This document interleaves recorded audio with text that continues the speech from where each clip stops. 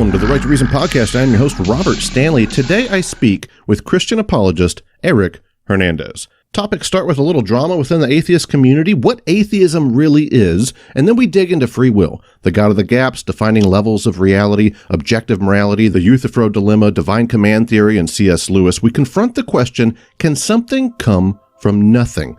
Which leads us to exploring the similarities between Eric's concepts of creationism and my struggle with an infinite regress. We move to addressing the ethics of hell, Mormons, Molinism, a priori, a posteriori, and synthetic a priori knowledge, before ending on the final question, what would convince me of a God? This is a really productive and heartfelt conversation and a great example of what happens when two people can lay down their defenses and cliches and just have a transparent and honest discussion. And today we're talking to my old friend, Aron Hernandez. Eric can be found at Aron Hernandez. That's a YouTube page. He's got a lot of debates on there. One of them I actually laughed at, even though you're beating up on my team, brother. Beating up on my team, bro. But it was the one where you said something about Aron Ra, like, got all mad, and he acted like that, though. He was like, what did he say? He's like, come at me or something. He said, bring it. Bring it! Bring it! Yeah. You made a whole thing out of that one. You like a whole video on just him getting mad. Yeah. I asked him a question, and he didn't seem to like the question, and it kind of wrote itself after that. Do you think it's weird that that's what people want? Like, that's what... Like, I get why you're doing it. Like, you're making fun of it, but you're also making fun of him being dramatic and the whole... I'm assuming you're making fun of, like, the whole idea of this is how people act in debates to get attention. I don't know. I don't think it's genuine. What you mean, his side or my side? Well, I'm sure you do a little bit of a performance as well, but at least for certain his side of, that whole bring it, like that's not real. You're not having a real convo at that point. You're trying to like sound tough. Yeah, well, I think so. It's a fair question, and I wouldn't necessarily put it as making fun of, but if by that you mean I'm pointing something out, absolutely. Yeah. And just kind of, I mean, I think he means it. I don't know if he means to come across as emotional as he did. There's definitely, you and I both know people can get emotional, but there's a difference between, and especially when, in my opinion, and of course I talk about it in the video, people can check it out on my channel, where he's kind of dodging the question and changing the subject and maybe even talking past each other. But yeah, when you get to a point to where you're pointing at the audience and, getting kind of rowdy, and then you just pick your hands up and tell everybody to bring it. Yeah, there's. So it's a bit of a performance at that point. And that's what the atheist community wants to see from their debaters. I'm assuming that's what the Christian community clicks on the most if they see you guys acting like that, but. Yeah, I think it's both. I mean, it's kind of almost like a wreck or something. You hope everybody's okay, but if you pass by, you slow down. Look, I had a little bit of, I don't want to say a falling out with Aron, but after our experience that you and I had with him, and just to catch everybody up to speed if they don't know what we're talking about, but we were going to do a debate. I reached out to you and said, hey, I really think you should do a debate with Aron. Do you remember what the topic was? Like, is God real or something? Soul. I think it was soul, wasn't it? Yeah, well, it was. So the video that, and I'm glad you brought it up. I've said what you're about to say, and I'm glad you're saying it. And I just never mention your name, just because it's not necessarily relevant. And it's your business. But you're bringing it up, so fair play. But yeah, go ahead. After that, you had said it'd be good to just have a discussion with him on what is faith and what went on during the debate. And I initially didn't really care to, but I was like, well, ask him and see what he says. And yeah, you can go ahead and pick it up from there. That's what I do, though. Like that's my networking superpower. If we're gonna grant it that much gravitas, but I contact somebody and say, hey, this guy's talking trash. You better straighten him out. And then I contact the other guy and say, hey, this guy's over here, something. And I'm trying to create a dialogue. It's not necessarily dishonest. Okay, it's a little dishonest, but you know what I mean. It's not. But I'm trying to get you two together. And he was the same way initially. He was like, well, he knew who you were and everything, but recognized your name. But he was like, I'm not sure about that. And I said something to him that got him to go for. I said something along the lines of, well, there seems to be a lot of discussion online about this debate or something like that. Yeah. He was like, all right, let's do it. I'm tired of it. I'm shutting them down, and all that. So then I said, okay, well, why don't you guys come on my podcast and I can moderate it. And that's when I thought he got pretty rude, I thought. And, even before, if I can, do with this what you will, but again, since we're talking about it, yeah, when you had reached out to me, you said like, hey, he made a video, so like, oh, I'll have to watch it and I'll check it out. And you kind of like what you just said, he made a video, do you want to, instead of just making videos responding, let's get together and talk, which was cool. And then I don't know if you had sent him my video or then he saw my video. And then after I saw his video, I put in the comment section, which he gets thousands of comments. So it was interesting that he happened to see and reply to mine. But I said something like, and I wasn't challenging him. I just said, well, hey, look, instead of going back and forth, there's a third party that we both know of who's trying to get us together. I'm willing to if you are. And it's also almost as if after that was made public that someone was trying to get us together. Again, do with it what you will. He seemed to agree after that. Yeah, I didn't know that. That makes a lot of sense. But yeah, and I don't think he intended to come off that way to me. I think he was probably, it could be just the flaw of internet communication. It just makes us all sound like dicks. But he kind of, he was like, well, I'll do it on my show. What do I need you for? Or something along those lines. I'm paraphrasing badly, but it just rubbed me the wrong way. He's been on the podcast since then, and we don't have any issues. Okay. We never talked about it, and I hate that stuff, and maybe I'm reading into it and maybe that's on me, but I have such an allergic reaction to that whole, I'm hot shit and get out of my way. It's kind of how it made me feel, Yeah. And I'm glad you said it again. I just, out of respect, I didn't mention who the third party was, just because it's not necessarily relevant. But yeah, I remember we were going back and forth, and then you were really adamant, and then you kind of seemed to express your hesitation about it. And what I appreciated was that, so I respect you as a person, even though we disagree, as far as worldviews and whatnot, but I think you're fair and even-handed, and I trusted that you do a good job. So I was more than willing, to, of course, to the people who may not know us, it's like, oh, look, Christian versus these two atheists, and this atheist is not going to be fair. I thought you would have been, for the most part, fair. And if you weren't, it wouldn't be intentional is what I'm getting at. In other words, I trusted you in that area. But then I started to see that you were kind of hesitating, and then I'm not throwing you under the bus here, and I don't blame you, but it was about, I think, an hour before the debate, because you're right, he did say pretty much something like, I felt bad for backing out. He pretty much said something like, and this is almost verbatim, and I could probably still find the messages, but he pretty much said something like, I don't care who it is, I just need whoever's going to be the moderator to sit there and shut up and get out of the way. And I think that's something like that. I don't want you to do anything. Or I was asking, do you want it Lincoln, Douglas, or Oxford, or want me to intro you guys with your plugs? Or I was asking details, and he said something like, just don't say anything, or something like that. And I thought, all right, forget it. Just yeah. And then so it was like 45 minutes before we're about to go live. You had messaged and said, you didn't really feel comfortable, and then you kind of just dropped out. And I didn't. I thought you do what you.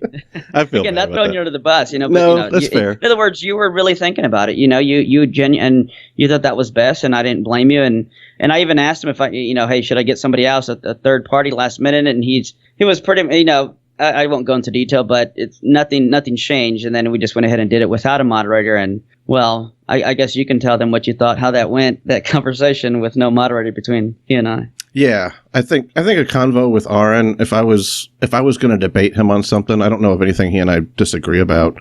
I'm sure there's something, but he maybe probably how to treat moderators.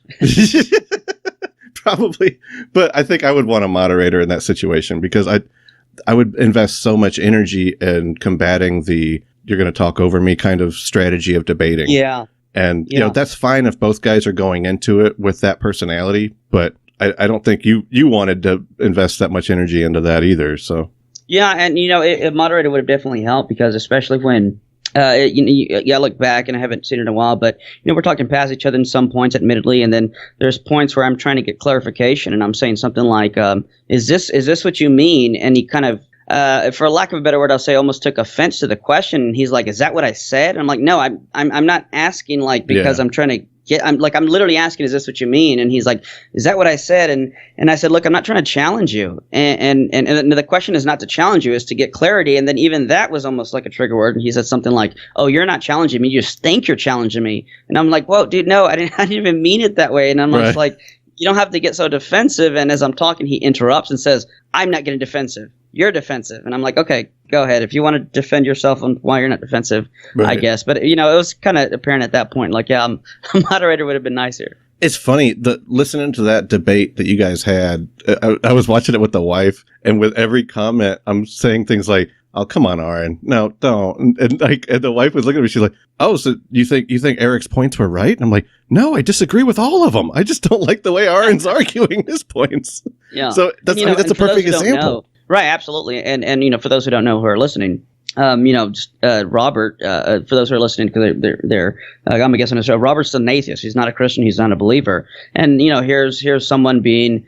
I would put it, objective and unbiased, and saying, even though I disagree with Eric or Aron or whatever the case is, there's a way in which it's communication can happen better. And I'm glad we can both come together and agree on that, no matter who it is, whether it's a Christian or atheist, agnostic. Doesn't matter what the belief system is. When you're having a discussion, there's a level of respect and civility that needs to happen. So I'm glad to hear you say that, and it's one of the reasons I respect what you do.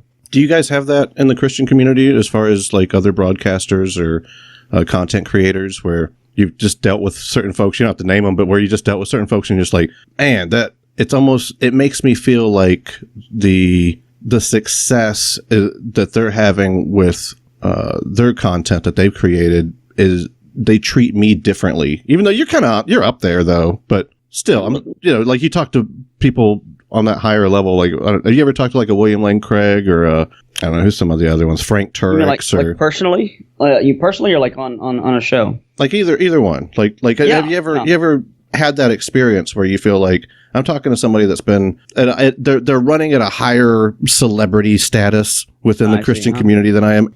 Yeah. Well, yes. I won't not necessarily well, let's see. How can yeah. I mean, don't let me put you on the spot. Not anyone you can think of, probably. At least not in my experience. Of course, there's been times where someone may be upset, but not necessarily towards me, and that just affects the way you act. But no, honestly, I haven't experienced that. And I've met, and I'm not tooting my horn here or trying to name drop, but I've met a lot of great apologists and philosophers and been able to have conversations with them. What I have met are other, and this I won't name, other Christians who may be in a different field, or perhaps have degrees from different schools, who may look down their nose at you because you didn't go to such and such place, or you don't have such and such title. And I think that's anywhere. I mean, that's just, some human beings, whether Christian or atheist, just are jerks and don't know how to conduct themselves and have a sense of ego and pride about themselves. Yeah. Yeah. That might just be more of an academia thing than a Christian thing, though. But whereas I feel like within the atheist community, I keep running into that. I had an experience like that with Matt Dillahunty. He and I used to be, we talk all the time, dude. Before every debate, when I first started this podcast, every debate, I would be on the not like talking on the phone, but like we'd be messaging back and forth, and I'd be asking, what do you think I should do if he goes this way? Or how do I get around a Gish Gallop? Or all these kind of things. And like I really appreciated our friendship, and then things kind of went south just over a misunderstanding. And it seems to keep happening. I don't know. It seems a lot within the community. It's that one, and it's anything like SJW related. If they can virtue signal to their listeners about you, then all of a sudden that gives them some more credit, and you kind of figure out where you fall within that power structure or that relationship dynamic as to whether or not they think this call out's worth it. So if they call you out for something really small, well, that's only worth it if you're small to them. But like they'll call each other out, like if it's somebody big, like a name like David Silverman, things people in the atheist community are familiar with.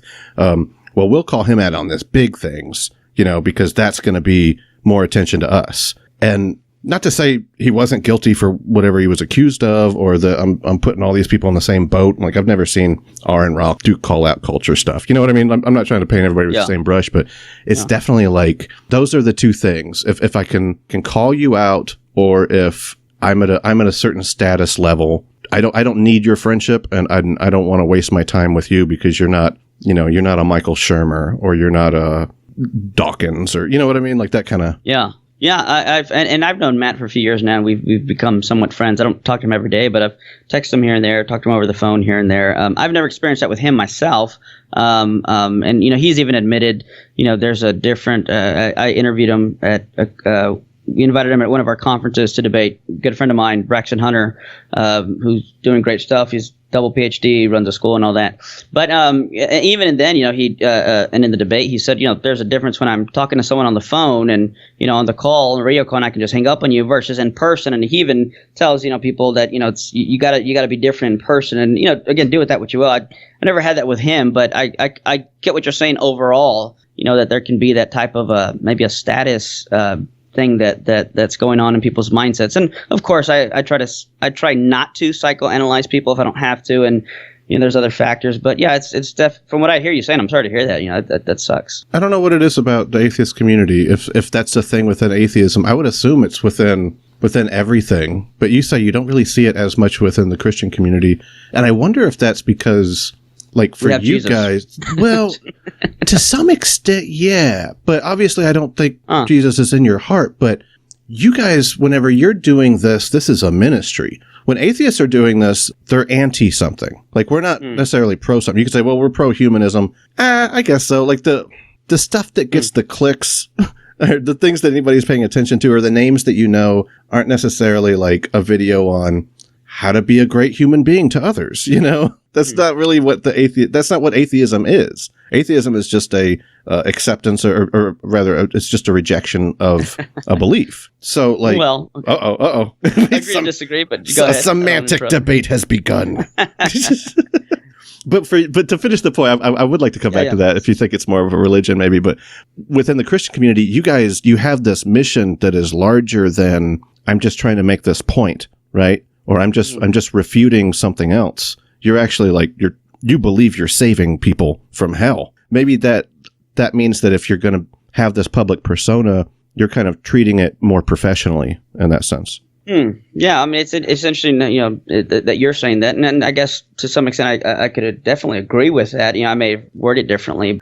Right. But, well, yeah. It doesn't follow with Christians online. I wouldn't give you that much credit. I would say maybe with those within the ministry, they're going to operate at a certain level because they're thinking this is life and death, and I've got to sell this. Like I've got to market God to you. So if I come off like a dick, I just ruin God's chance to get in your heart, I'm sure is the perspective. But some of the most, what I found at least, and I think a lot of atheists or non-believers would agree, is on the other side of that coin, some of the most spiteful and hateful people are coming out of the woodwork, just with the Trump stuff and with anything about Black Lives Matter or anything about, this new Supreme Court justice, or that Kavanaugh thing. The last one. And it's all like, I want to say it's mostly evangelical Christians. Would you say that's fair? That are being the most ruthless and cruel and, what's a better word than nasty? I don't want to say nasty. Yeah, I think I see what you're saying. Yeah, I haven't really looked into who exactly, does what. And of course,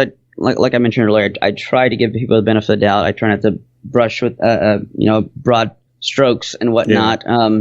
But I mean, yeah, I think in no matter what camp, there's going to be people like that, unfortunately, who are not just good representatives of the belief system to which they adhere to. And of course, that happens in many arenas and areas and different subjects. And I think it's disheartening, And again, whether Christian or atheist, I mean, there's when I did a debate with Scholar Fiction, that turned, I think nasty is the right word, pretty quickly. And everything that happened afterwards. And it's unfortunate, but I think there's something to being able to call it out. There's an appropriate time to call out people's behaviors, whether they're for your side or against it. I think sometimes things just need to be called out. Yeah, there's definitely room for appropriate call out. But have you ever done that out of curiosity? Done a call out kind of thing?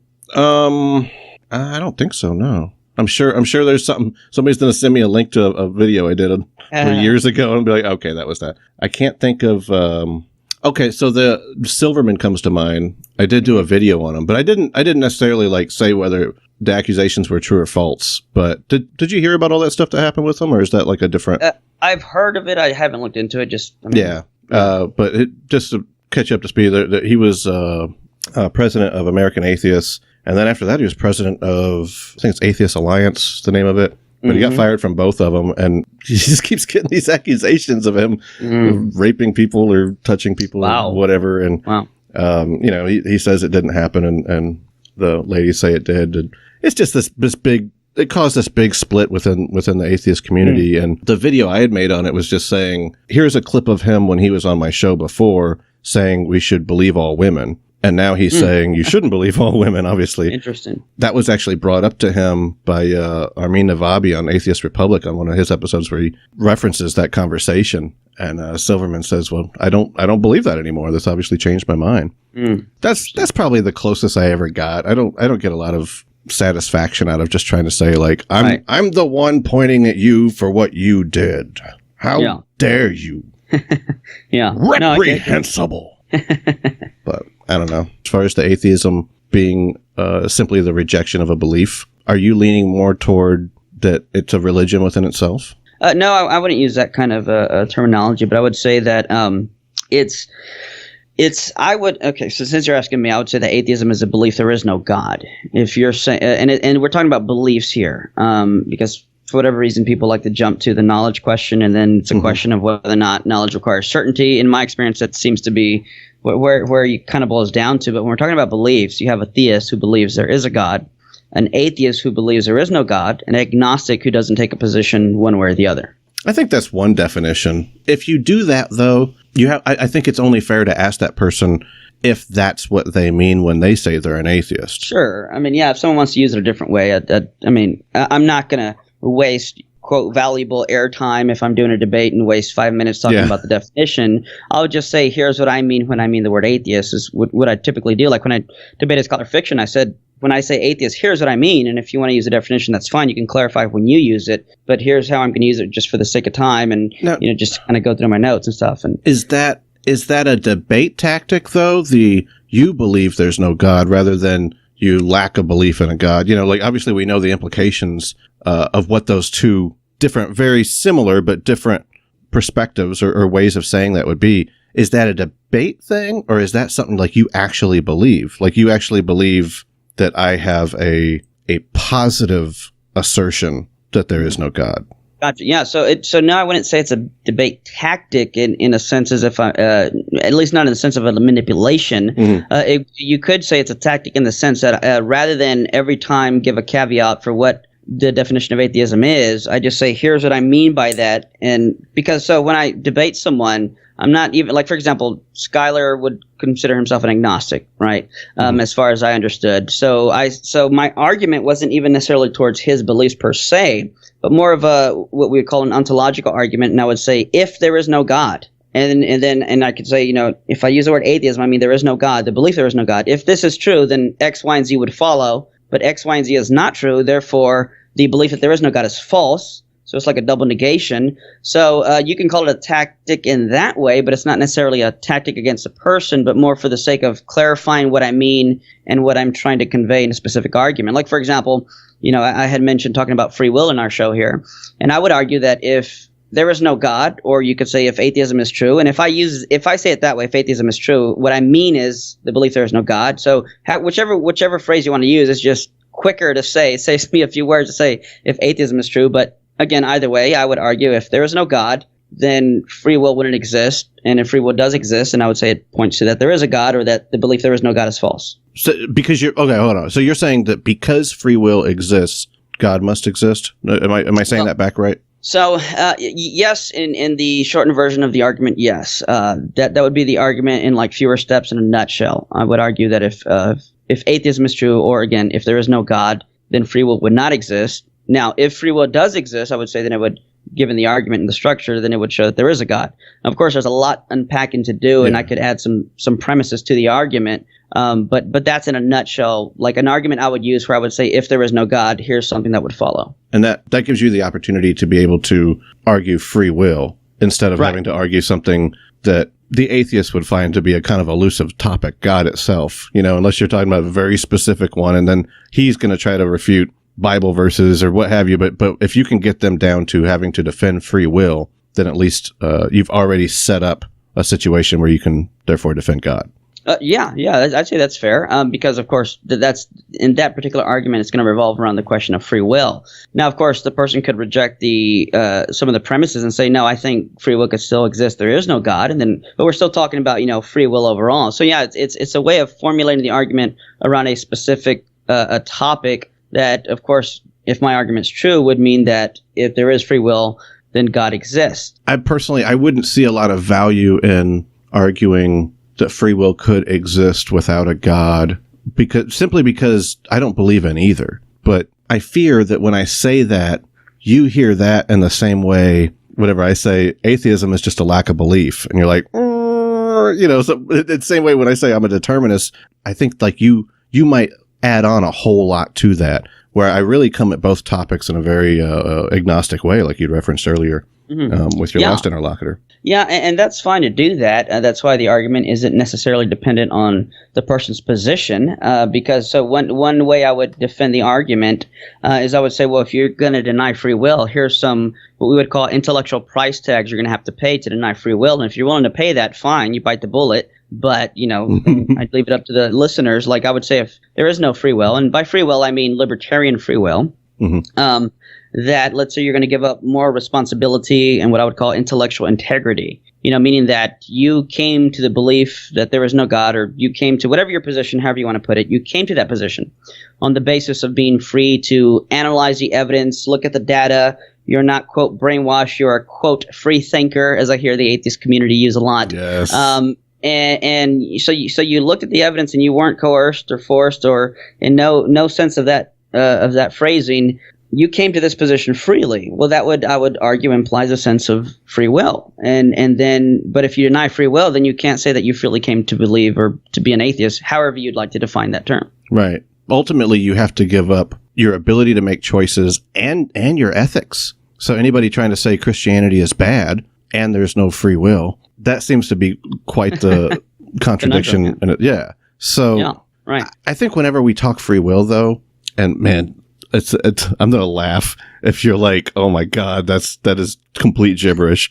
Because I understand whenever I say this to people, they're like, just say what you mean. And I really am saying what I mean, but I think we have to look at it, take it with a grain of salt, but we have to look at it on levels. So ultimately, like if we want to go to the far extent of the entire enigma that is reality, I don't think anything really matters, right? I don't think on that level there's any kind of morality that exists. It wouldn't matter if you punched me in the face or gave a homeless guy a cheeseburger last week. You know what I mean? Like in that big stream of things, this is just something that's happening, or it already happened and we're just experiencing it, whatever. I don't know. There's an ability with an atheist or a determinist to keep pushing them far enough to where eventually they go, nothing that I'm saying right now even matters. The old Seitan Bruggenkate, you're bubbling this kind of soda fizz and I'm bubbling that kind of soda fizz when you shake us up. At the far extent of it, yeah, you pretty much have to accept all of that to really commit to this concept. Yeah. Whereas I feel like the Christian has this advantage, and I don't think that it's necessarily an intellectually honest advantage. I think it's more like an easy advantage, like you check your privilege, Eric. But where you guys are like, God solves everything. You know what I mean? So on your end, you're like, yes, he does. Bless you, Lord Jesus. Whereas on my end, I'm like, no, it solves all these questions because you can put everything in that God basket. So whenever you say, well, what does it mean ultimately? You're like, well, ultimately, that's all about God in the end. Like, but what does it mean to be good? Well, good. I mean, if it glorifies God, then that's what's good. Or, like everything is it's all put in this God basket. And I feel like, yeah, you get to make some pretty strong criticisms of the people questioning reality, but it's only because you have this convenient little basket aside you that you're not having to really answer for because he's mysterious. Well, I wouldn't word it that way as far as like it's if I hear you correctly, and you can correct me if I'm wrong, I don't think it's necessarily a cop out from what I hear. It's like sounds like what you're saying, but what it does sound like too on another end that you're saying is that, well, if Christianity is true, then yeah, God's at the center of everything, including existence itself. And I'm like, yes, and amen. Right. Whether it's convenient or not, I would say is irrelevant towards whether or not it's true. I mean, something can be, it might be convenient that, my wife likes guys of a certain, the way they do their hair and, muscles or not. And hey, I happen to fit that description. It's convenient for me, but it doesn't make it any less true. I married her. I win. I got her. A guy put a ring on it because I liked it. But terms of convenience doesn't change whether or not it's true. And I think that's the deeper question. And I think when I use arguments like this, at least, it's really just saying, well, if X, Y, and Z is true, what are the implications? And if we deny these implications, or we're going to have to deny the starting point that got us there. And that's typically why when I argue, I say, well, if there is no God, or if atheism is true, however you want to word that, here's what follows. And I think these intellectual price tags, not only do I think they're not worth paying, I think they're false. And that's why I would point back to, so this would give validity to the Christian Judeo belief that God exists. But I'm talking about levels. On a certain level, it is wrong for me to hurt my son. On a very basic level, if you said, "Hey, Rob, how you doing, man?" I'm like, "I'm great. My kid's not." Like, well, why? I hurt him today. Like, you would have a negative response after that. I would pay some kind of social cost in our friendship immediately thereafter, because you would think I'm a real piece of shit.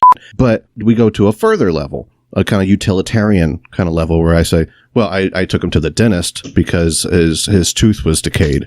You go, oh, okay, so that suffering that you put him through, you hurt him for the greater good, right? And then we take that to a larger level where I encourage him to, let's say, join the military, right? Mm-hmm. And to me, I feel like even though I'm putting him or encouraging him to go into harm's way, maybe I feel that joining the military supports the country in some sense. It's a form of patriotism. It'll benefit him and others more, right? And as you keep extending this form of ethics, eventually you get out to a point where the Andromeda galaxy is already like we're way ahead now, right? Way past the dentist and the military, and the Andromeda galaxy is crashing into the Milky Way. The universe is starting to go into heat death. And did any of that matter? Did him getting his tooth fixed at that point matter? No. And so ethics are they're significant on a certain level, and free will conversations, I think, are significant on a certain level. And if you say, well, let's go out to the far extent of that level, okay, that's fine. But then that convo has to stay on that level.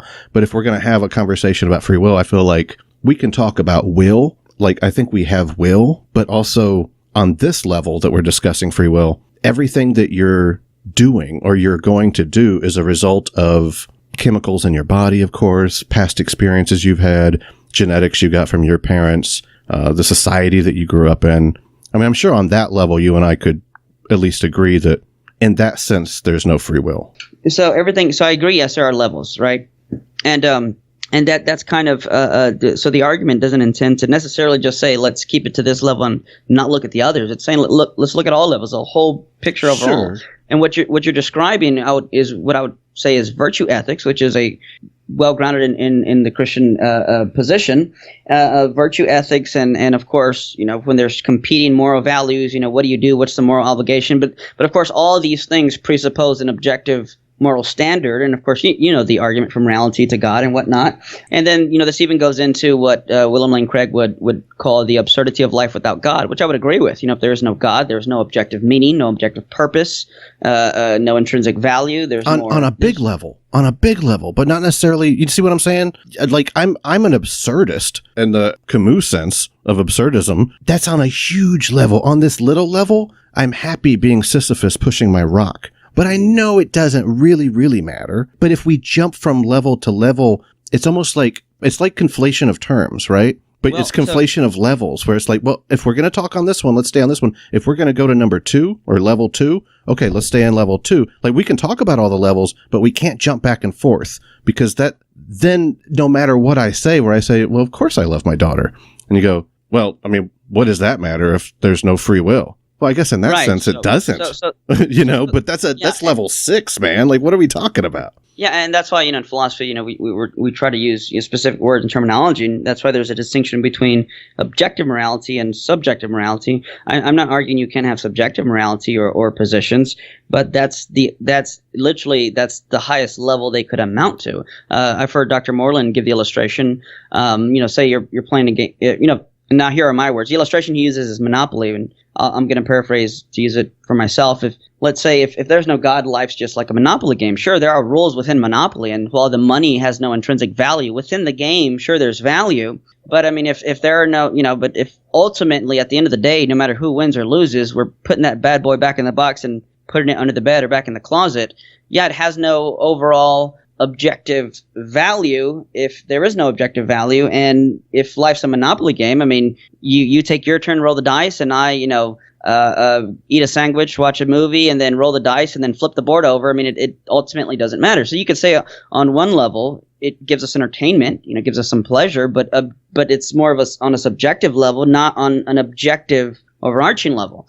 And of course, if Christianity is true, then there's an afterlife and there's this life. And so it's basically saying if Christianity is true, there's higher levels that these lower levels are going to eventually at some point impact. And of course, that's all dependent on whether or not, is there a God or not. I would argue that we both believe in objective morality, but that from what I understand about your faith, your morality is even more subjective than mine. If we're going to say there's like a scale. Okay. And the reason I say that is because unless we're defining morality completely differently, which is very possible, but you're still getting your morals from God, right? So good question. And you're right. It's important to define terms. So am I getting my morals from God? If by that, I could say in some level, yes. And I'm just, saying yes for the sake of to move on with the conversation so we can maybe get into some defining terms. But basically that there is a standard that is objective. And by that, I mean, it's beyond, it's not grounded in my thought or opinion. Even if I truly believe something, if it doesn't meet the standard that is objective, then it's false. If I believe, certain views that are not, whether it be views over a race or how we should treat certain people, there's a way in which someone can say this guy is objectively wrong or he's objectively right. And there's a standard that is going to have to be beyond us, right, from that God. We're going to have to be able to address. Sure, yeah, of course I would argue, that's grounded in God. But isn't that so you're getting an objective standard. That's fair. You're getting an objective standard from a subjective source then.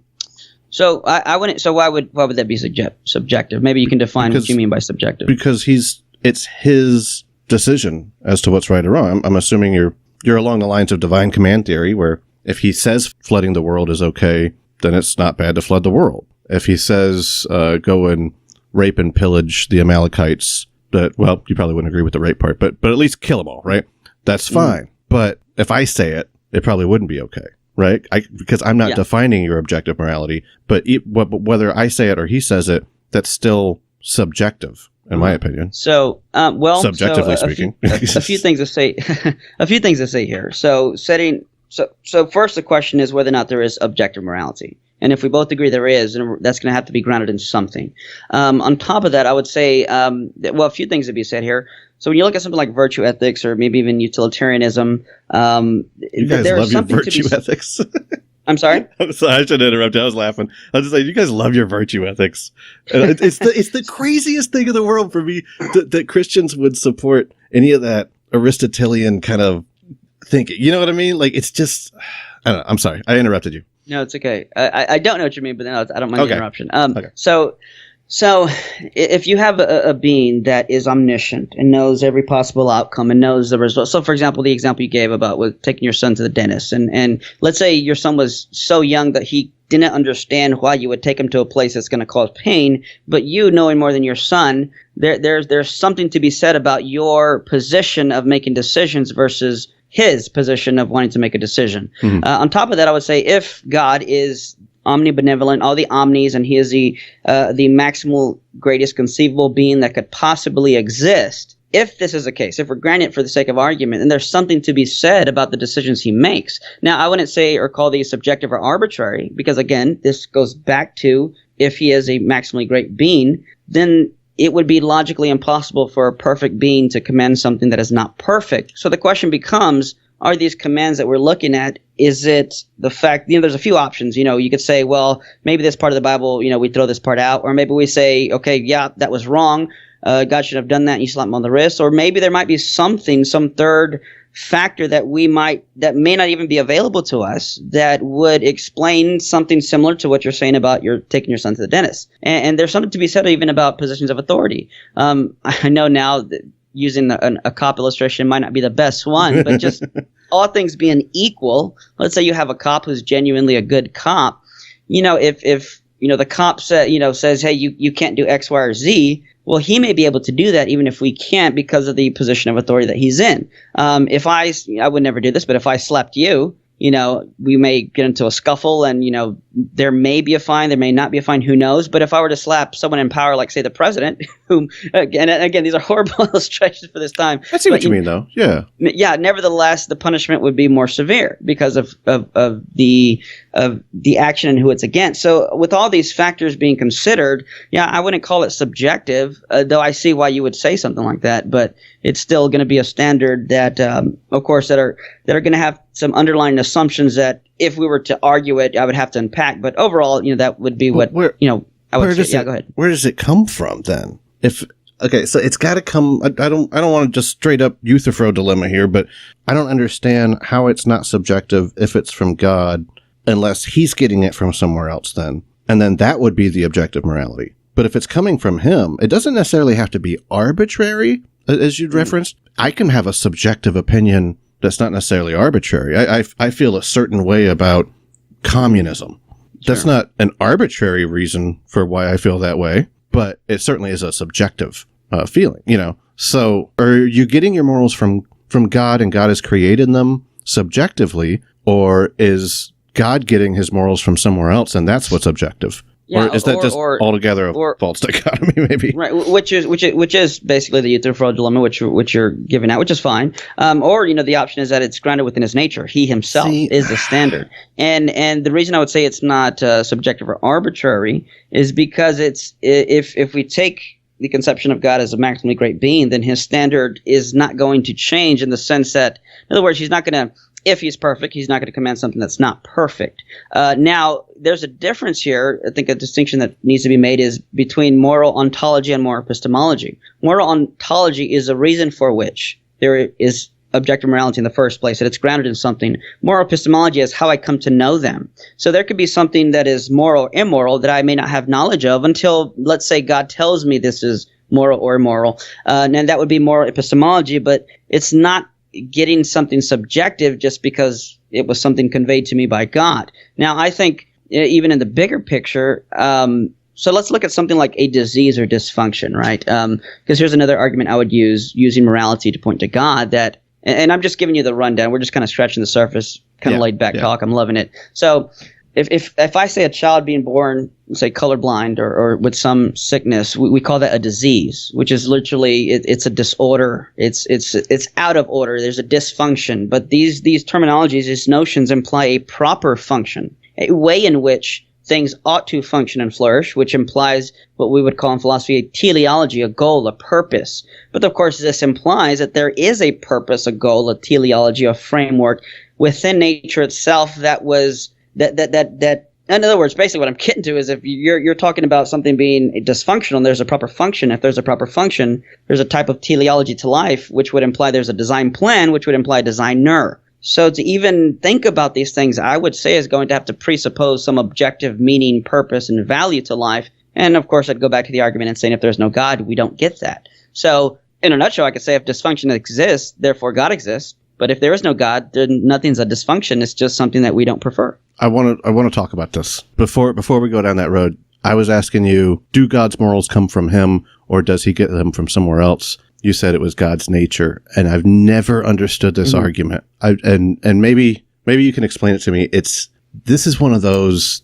that I have to be misunderstanding it because it seems so clearly flawed that I must have the wrong idea altogether. It's like a conversation I had with a family member recently where I said something about Medicare for all, and they went right into, oh, okay, so you're a Marxist. And I'm like, maybe we have a different understanding of Medicare for all. Like, we don't have to agree on this conversation, but like, if you're going to jump that far, you must really misunderstand me. And where I gotta be misunderstanding you, because whenever you say it's his nature, dude, that's just another thing that to me, it's like, it's obviously you're just putting it in another spot, but this spot's conveniently him, but it's a very elusive spot. You know what I mean? So it's like, no, it's not him saying it. He's still getting it from somewhere. I'm like, okay, so he's getting it from the objective source. Well, that objective source also is him. Well, how could that be? How could you have it both ways? Well, it's his nature.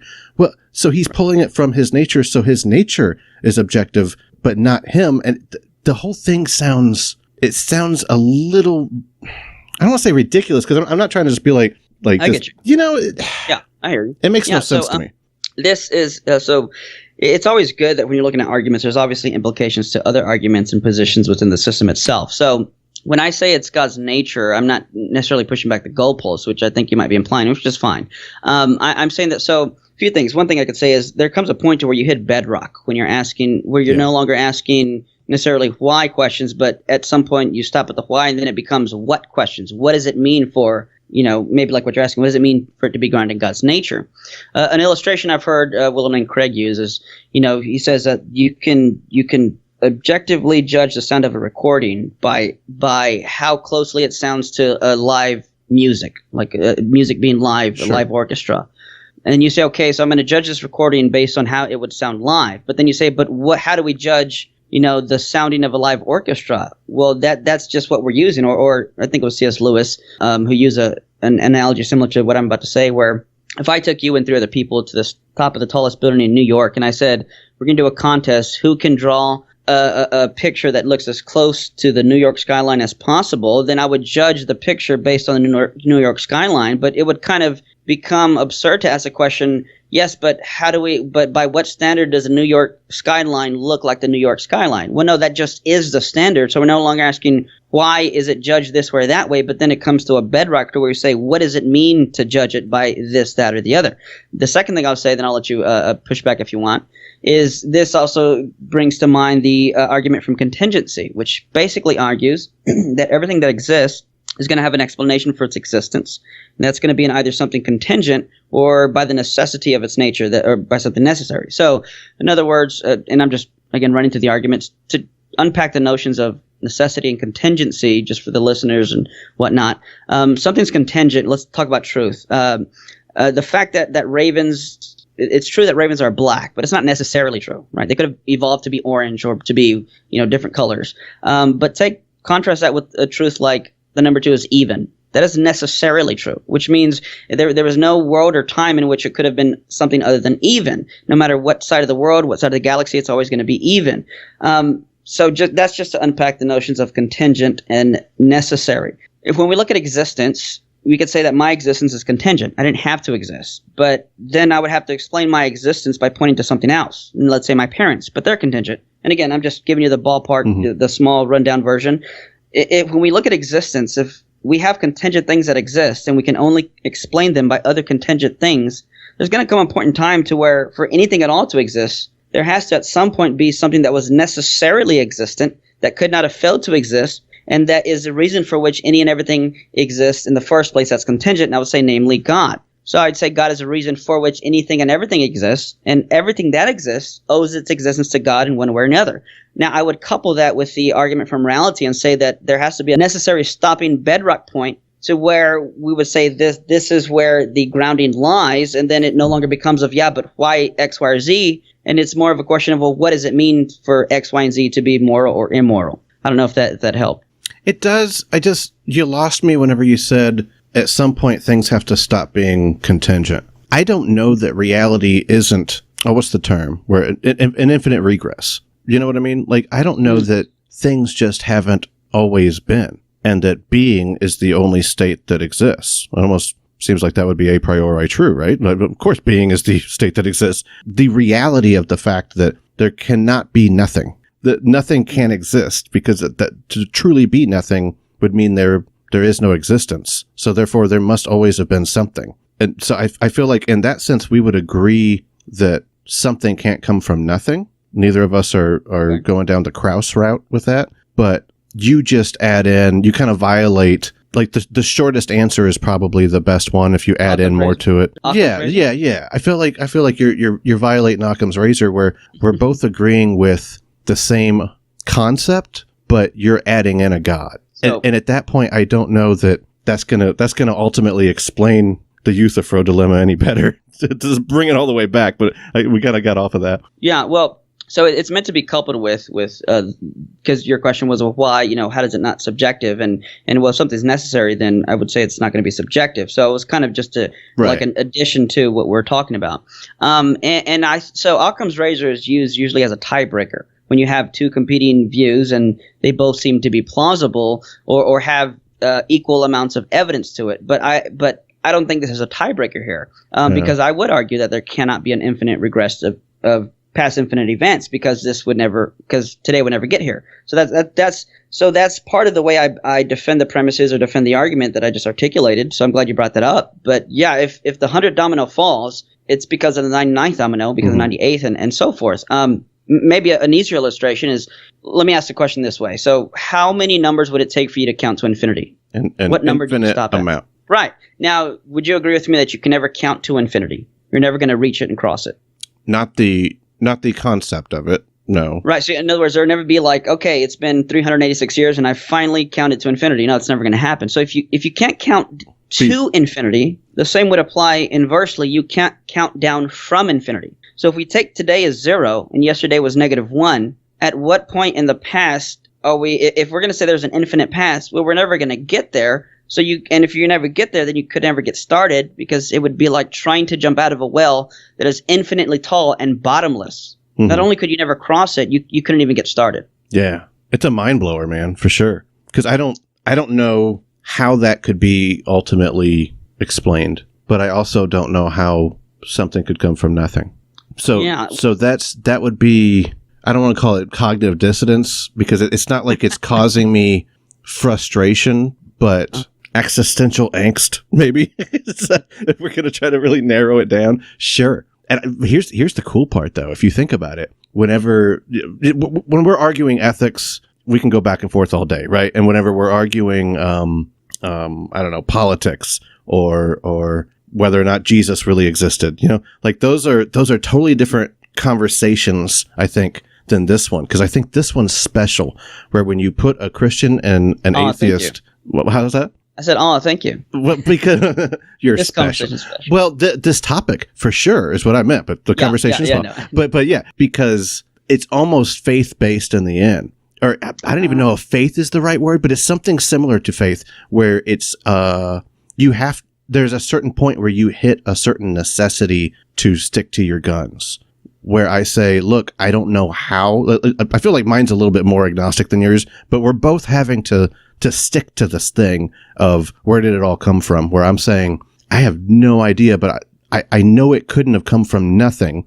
And I don't agree with your God idea, but you're kind of on, like, we are so close at this topic, and everything else we're so far apart. Yeah, well, that's encouraging for me to hear that. And let me say this and take this with a grain of salt, because I would accuse you at this point of saying, well, I think you're just being ad hoc. You're just trying to, in other words, it's because I want to say what I'm doing is, quote, faith-based, in the sense that, like, I'm just having to pick a position that fits with mine. I'm saying I'm not picking a position. I'm laying out the facts, the details, where, you got things exist that are necessary and contingent. I think that's indisputable.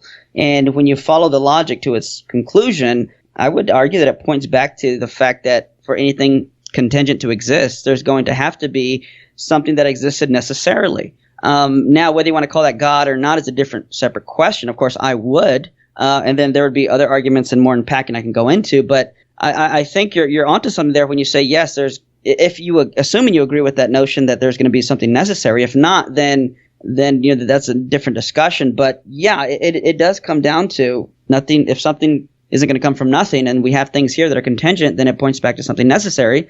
Then it would be a question of, well, what is that necessary thing? There still has to be cause and effect. I'm sorry? I'm agreeing with you in saying that there has to be cause and effect. Sure, yeah, you can word it that way. So, so when I come and say God, and you say, no, I don't like that, well, then it's like, well, I mean, as much as I love you, it really doesn't matter what your preference is. Where does the evidence point to? What is the best explanation of this? And if the only reason you reject, not you, but the person would reject God, when it seems to be ad hoc. It seems to be, well, I just don't want that because that's not the position I want to take. Well, that's not, necessarily, and I'm, again, not accusing you of this, but it's not a commendable, rational position, I would say, to go that route. Do you think that I am deliberately trying to avoid believing in God? Like, I hear that from a lot of Christians. I mean, as far as I understand the scriptures, that's exactly what it says, that in my heart, I do know there's a God. So I always wonder about this with you guys, with you people, where you have to attribute to me something that I know in my heart, if we're going to use that euphemism, I know you're wrong on the inside. Like, I know that you don't have this truth because I know I don't really believe it. I know that if I if if it was shown to me to be true, I would believe it. And that puts you in an interesting place, because whether your argument sounds good or not, your interlocutor, that person you're talking to, they know you're full of it at that moment if you go that route. And in addition to that, what are the implications of a moral and supposedly omnibenevolent God then sending me to hell for something that maybe you feel is justified, but I know I just never had the chance to believe? Yeah, so great question, by the way. I'm loving this conversation. So there are a few things to be said, a few points you brought up. One is, as I said earlier, I try not to psychoanalyze people. So for what reason you would be directing it, I have no idea. And that's why I say, all I can say is, it seems as if on this particular point that we're discussing, it would seem as if you're avoiding the conclusion about God simply because, and I'm going to oversimplify here, simply because you're hoping for a better answer in the future, and maybe you're keeping your fingers crossed. I don't know, but it would seem to me that this is a logical conclusion, and unless there's a better one, which I'd love to hear it, I'm not pressing you to that. But yeah, in this instance, I would say it seems like you're being ad hoc with it. Now, for what reason, I don't know. The Bible does say that no one has an excuse because God's revealed himself in certain ways. I do think everyone's going to have the opportunity. And there's also something to be said where Scripture talks about, people suppressing the truth and unrighteousness. Now, again, I don't know the reasons or whatnot you would be if you are. Of course, there's more that can be said to that biblically speaking, but just overall, if I'll put it this way to touch on your health thing, and then I'll let you respond. C.S. Lewis, I think, said at the end, God's going to respect everyone's decision. And what could be more fair than that? So if someone does not want to spend an eternity, with God, then he's going to respect that. And, there are psychological factors that go into rejecting. I don't know what they are. But for me, at least, when we're looking at the logic, and there are some people who say, yeah, you're right, but I still don't want it because of X, Y, and Z. Okay, that's fair. But it's at least an acknowledgement of what's going on. Now, I'm not trying to pinpoint what's going on or what you're thinking. I'm just saying, in this particular instance, it does seem like you're avoiding it in an ad hoc way. But not ultimately. You wouldn't say ultimately, I just want to go on sinning, like I have heard ad nauseum. Yeah. Oh my God. But that's not your argument. That would be straw manning you more or less. Right. Yeah, no, that's not what I'm saying. Do you think I'll get another chance at least? Where, that's kind of what the Mormons think. And as wacky as they are, I think they kick your butt on this one. Because they, not you, but, like Christianity, Baptist, right? That's what you would be? You'd be a Baptist, right? Yeah, I'm a non-denominational Baptist. Okay. Yeah, I can understand why you say that. Yeah. But for the Mormons, they say you get the chance here to accept them, but they understand not everybody's going to be okay with the Jews came over here and they were actually the Indians, and then Joe had to look in his hat and see these plates, and that it's almost like they're like, we know it's crazy, so you get another chance. And then you meet God, and then you can say, I reject you. Like, the devil obviously believes in God, and he still rejects him. So like, you can say, I reject you. And at that point you get kicked to, what is it? I think it's the terrestrial. There's terrestrial, celestial. Almost like a purgatory type of second chance kind of thing. Yeah, but it's not that bad. Like, even the worst one, even the one that I would go to if I still rejected God, is still better than the life I have now. But there's like a hell where like all the demons go, and Judas. They just throw, like, even Hitler gets, like, I would live with Hitler in the terrestrial world or something like that, or telestial. But everybody, all the demons go to hell, and Judas. Like, they really just hate that one dude. It's hilarious.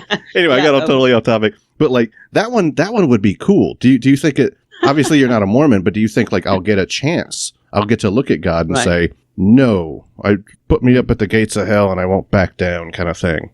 Yeah. So I haven't studied Mormonism much myself. It hasn't interested me too much. I've only dabbled in it. I can recommend some people if you'd like to talk to them about it. It's hilarious. But it's your words, not mine. But yeah, I'll agree with it. So a few things again. So within my Christianity, there's also various beliefs that a Christian would hold to. One that I want to point out is what's called Molinism, which is a view that God not only knows what will happen, but also knows what would have happened had a different set of scenarios occurred. And so I say all that to say, I think that by the time someone dies, God would have, in some sense, exhausted whatever he wanted to do, and knew what it would take for the person to believe, but also knows that there's some people who just won't believe no matter what, even if confronted face to face with God. So on that view, there's no need for a, quote, second chance. And the way I've used, I'm not saying that is the Molinist position. I'm saying with the view of Molinism, that's where I would go to. So I think, so I don't think there would be a need for a second chance, if that makes sense. I think, like right now us talking, this is a chance, and if you want to say this in just prayer, let's do it. We do it you can close us out in prayer if you want. What's that? I said you can close us out in prayer if you want, but I don't think I'm going to be accepting Christ in my heart today. Well, there's always tomorrow, of course. But yeah, so that's where I would go. That'd be my answer. I don't get this whole Molinism thing. It's almost like the God gets his objective morality from his nature kind of thing, where it's like, I must be misunderstanding you because it sounds so simple. It sounds ridiculous on its surface. And maybe that's because I have a surface understanding, perhaps, but it's, say it one more time. Say it one more time, if you don't mind. Yeah, sure. So without trying to get too technical, logically, prior to God created anything, if we're gonna concede for the sake of argument that God is omniscient, and omniscient is defined as knowing, believing all true propositions and not believing any false ones, then a proposition is just the content of a sentence. So if I say Eric, loves Taco Bell, which is true, that's true or false, it's true, and God knows that. And then you have counterfactual propositions, like if Eric were presented with a $50 steak or Taco Bell, he would choose Taco Bell. That is true as well. These are counterfactual propositions. Then you have future tense propositions where Eric will do X tomorrow, and that proposition is true or false. Now, if God is omniscient, then he's going to know the truth value of all these propositions, and that would include propositions that are called counterfactuals, meaning, that are going to be dependent on if-then kind of thing. So like if Eric was confronted with X, he would choose Y. That's a counterfactual. So the idea of Molinism is that logically, prior to God creating this world, he knew of the possible worlds he could create. And then once he creates, then he has foreknowledge, knowledge of the world he did create. But then there's this middle one, and that's literally why it's called middle knowledge in Molinism. It's in the middle of that, you have these possibilities of what would happen if he creates, let's say, me with one more sister or one more brother, or no siblings at all. God knows what a world would have been like had that happened, and he bases his decision to create the actual world on his exhaustive knowledge of everything that could or would happen.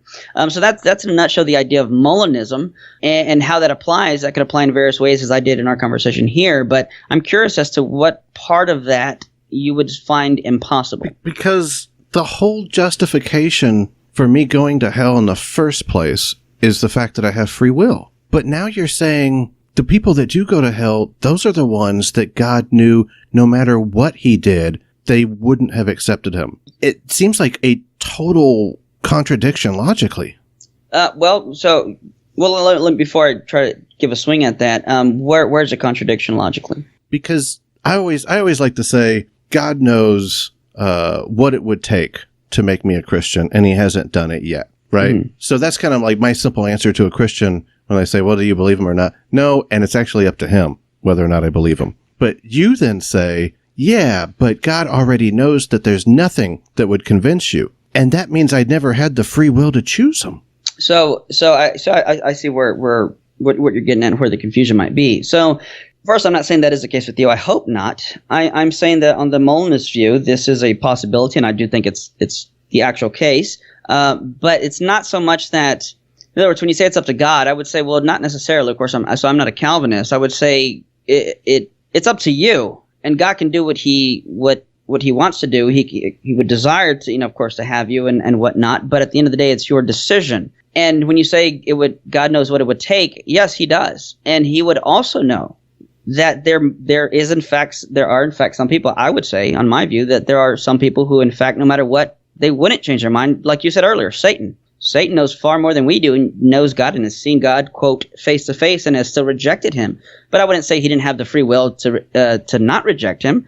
As long as you're the first mover and you're doing these things freely, then in no sense is there a quasi-deterministic thing happening there. It's still your free choice. Right. But this is right back to that other point where I was saying, if you say that I actually do believe in God and I know that I don't, or you know that in my heart I know there's a God or something, that's one of those points where when you're talking to an atheist, it doesn't matter how effective or poetic or beautiful your argument is, that person that's looking back at you knows you're wrong because they actually know what's in their heart. Right. You know? And I haven't said that. And well, I'm no. right. We agreed that was a total straw man of you initially, but to that point of where like I know kind of thing with this one where you're saying you would ultimately be able to have that choice as to believe or not. The opportunity, yeah. Yeah. That's not the same as Satan rejecting him. I know that if there was evidence for God, that I would believe God.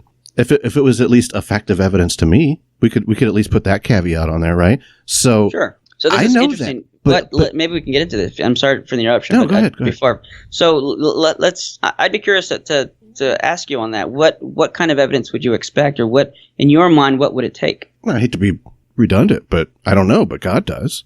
I mean, sure, I honestly I don't know what would convince me. It would. Here's the hard part. I had a Christian apologist ask me recently. It was a couple episodes back, but they said, "Well, come on, like if you saw me get my head chopped off and then I came back and my head was back on my shoulders, wouldn't you think a miracle happened?"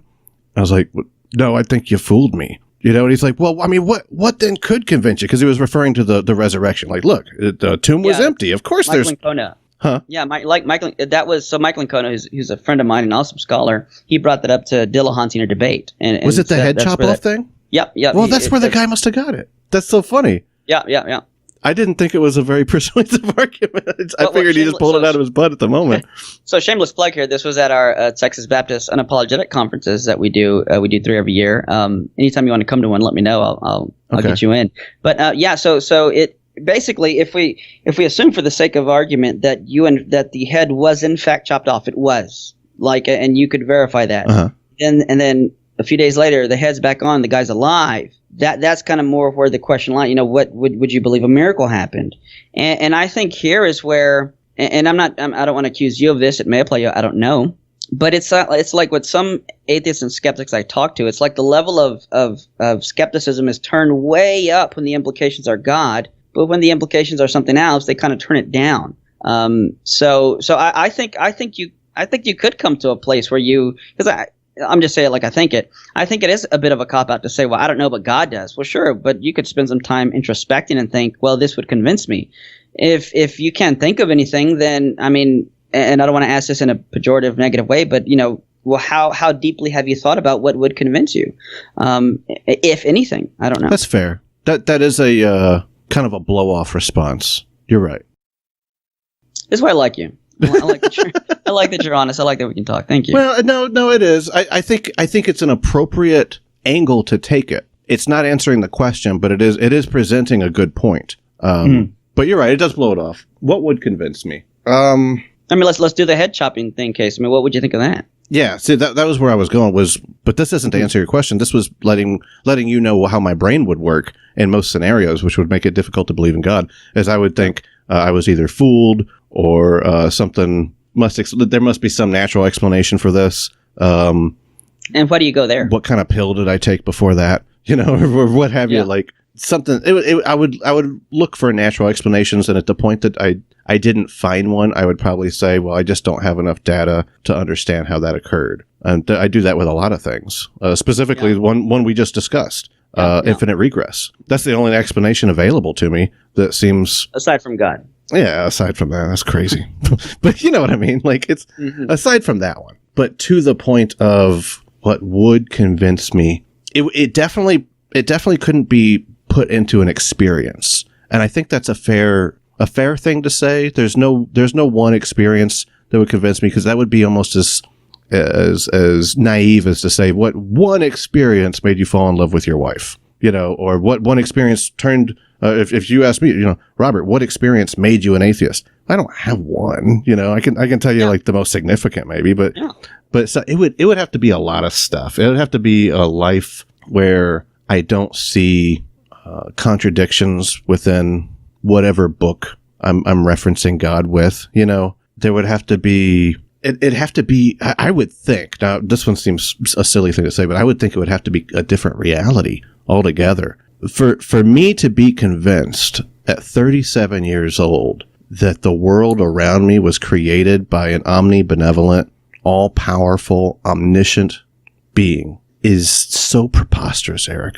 I can't look at the suffering in the world and just chalk that up to a story about forbidden fruit and a snake and two hot naked people in the jungle doing what they do. I like to make them hot and naked in my version. But either way, I like, and I'm not just trying to once again blow off your question. Like, this is genuinely, that one would have to be the whole hell thing. You'd have to throw that out. And I don't know where you stand on hell. I was talking to, what's his name? Michael, the inspiring philosophy dude, real cool guy. Michael Jones. Yeah. Michael Jones. Yes. And I was talking to him about hell, and he doesn't even believe hell like the way I grew up. It's not the fundamentalist version of hell. He thinks it's just probably like, I don't know, like a shitty waiting room at the doctor's office or something. But it's definitely not fire and brimstone, gnashing of teeth, worms eating flesh. Like, where do you fall on that one? Are you more like the Michael Jones? I'm not familiar with his position. I haven't studied it too much myself, but I do think it is something. There's consciousness. I'll put it that way, and there is some type of anguish going on. So it's not something pleasant. I remember hearing what's his name, Clay Jones, was, because he does like a class and talks about hell as well, and a student raised his hand and said, I've been a Christian for this long, hadn't been too long. And he said, how do I get to the point where, the idea of hell doesn't bother me? And Clay Jones' response was, if you're a Christian who loves the Lord, then hell should bother you. You're not going to get to a point where it doesn't.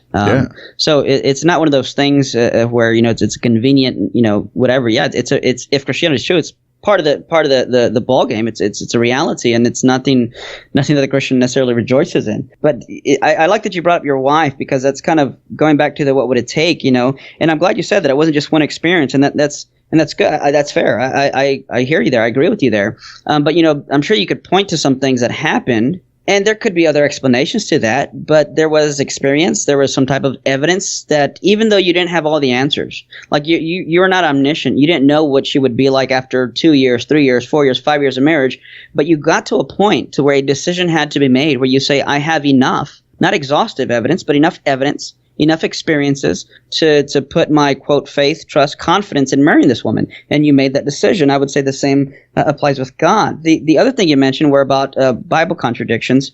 I've always found this as an odd objection to belief in God. And here's why. And I know some Calvinist brothers might be mad at me for saying this and whatnot. But so let me put it in a question. If the Bible didn't exist, would that mean that God didn't exist? No. Okay, so we can both agree that if God does exist, he exists with or without a Bible, correct? Yes. Okay, so then why not start with whether or not God exists as opposed to looking into alleged Bible contradictions? That's where it seems odd to me. Because who are we talking about?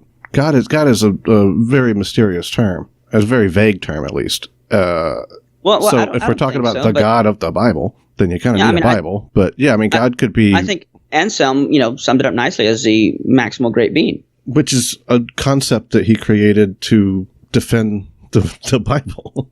well, I would even say not necessarily. No, it's not even like he was trying to do philosophy. Really, it's natural theology. I would even dare say a priori knowledge. That you can, if there is, and then of course that goes into even the ontological argument. None of these dealing with the Bible. These are all. It's not a priori.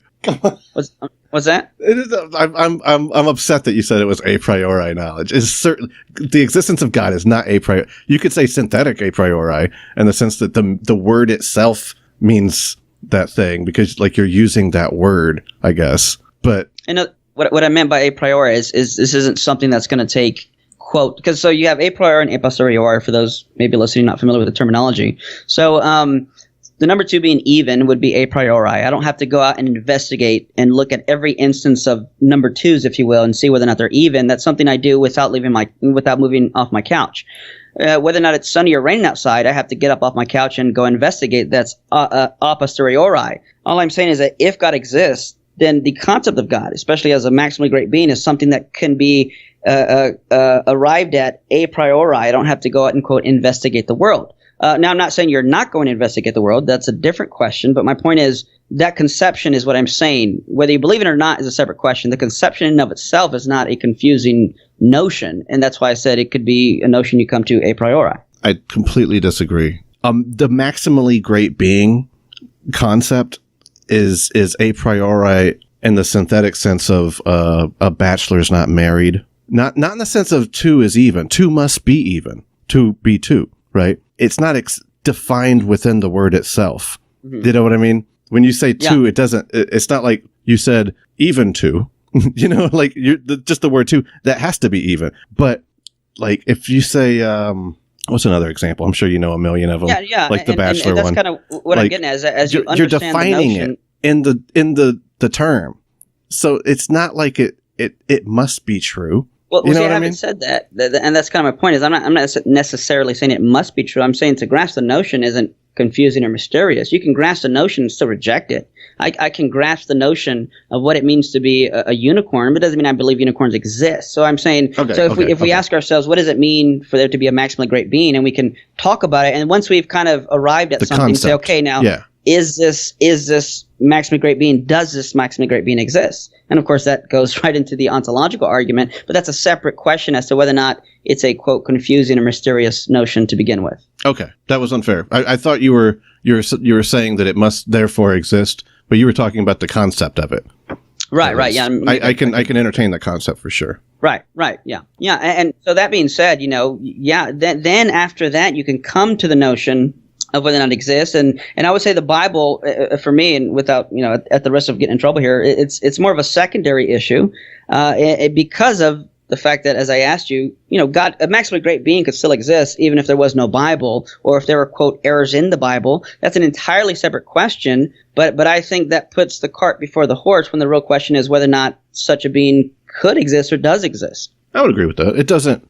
God wouldn't need to have a Bible for sure. Uh-huh. Hypothetically. Right, yeah. Yeah, and that's my only point. It's just there's nothing, don't read in too much into that. It's just that there. So, but anyways, yeah, I mean, so, yeah, I would love for you to, of course, come to a relationship with God, and it goes back to, what it would take. And I'm not pressing you necessarily for an answer there, but I guess if anything, I'm just saying, think of it just like how you married your wife, and don't make the Bible such a, quote, stumbling block to where you have to get all the answers here before you say, okay, fine, I'll believe in God. It's, again, same thing with your wife. You didn't know exhaustively everything that would happen, but you felt you had sufficient evidence and reason to at least make a commitment, because, of course, before marriage, you get engaged traditionally, whatnot. So there are steps, like you said. I fully agree with it. I'm glad you laid it out that way. It's a process, absolutely. It'd have to be one of those things that was so beyond my understanding and yours and everybody else's, not something that like a prophet can tell me or a preacher can tell me. It'd have to be one of those where that idea of God is more like a spiritual underlying ethos of all reality, like something along those lines. But I don't know. That would be so more like a deist kind of philosophy. I could be pushed that way, but the concept itself you have to be so careful not to contradict yourself, with those little silly things like, well, you can make a rock too heavy to lift, or, all those. Sure. It would just have to be something really, really, really mysterious. Well, I don't know if mysterious would be the right word, because, and forgive me for going here, but if you say it's totally beyond our comprehension, if there's a being that exists beyond our comprehension, well, then it's actually not beyond our comprehension, because it's at least at the level of comprehension that we comprehend that we cannot comprehend this being, which makes it self-defeating. But I get I get the flavor of what you're putting out there. I can definitely hear what you're saying there, and that's part of the process. I mean, even if you were to become a deist, then, hey, that's still under the umbrella of theism, and you're one step closer to saying I do to God, or to dropping on your knee, and or saying yes to Him dropping on His knee would be more appropriate. But it's a process, and it's a great journey, and I'm honored to be your friend and to be able to talk about these things with you. Absolutely, man. You want to close us out in prayer? A short one? That would be great, man. Yeah, absolutely. God, we just thank you for this time that you've given us. I thank you for my friend Robert. I thank you for what he's doing for his life, for his family. I ask that you would just continue to bless him, love on them, him and his wife, his children, and that you would just reveal yourself to him, Lord, in deeper ways, and that he would continue to seek you and seek truth, and that at the end of the day, Lord, I'd be able to love to know that I'd be able to see him when both of us close our eyes here on this earth, and we'd be able to open our eyes and see each other in heaven. I put all these things in your hands, and again, just thank you for what he does. In your name we pray. Amen.